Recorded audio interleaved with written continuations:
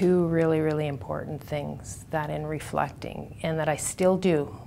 You know, it's what, 12 years later, I still do. I'm still learning, and I'm still reaching out to people.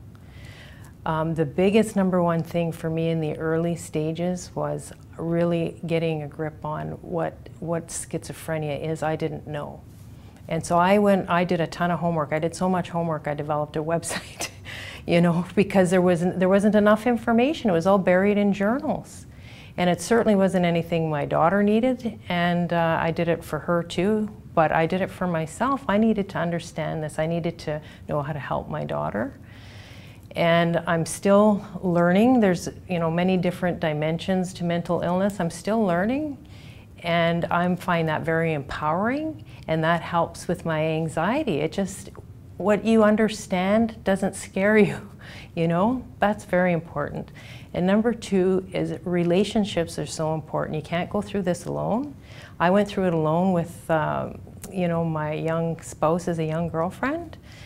It was just devastating. And I turned things around, you know, learned something from that experience, and I reached out to people like right from the get-go. And the first thing was connecting to other families was so important to just feel, because the thing about families is they understand what you're going through, and they're safe. The families just feel safe to talk to. If professionals don't feel safe to talk to, if your own nuclear family doesn't feel safe to talk to, your friends don't feel safe to talk to, other families going through a mental health problem are safe to talk to, so find them. And I had to find them.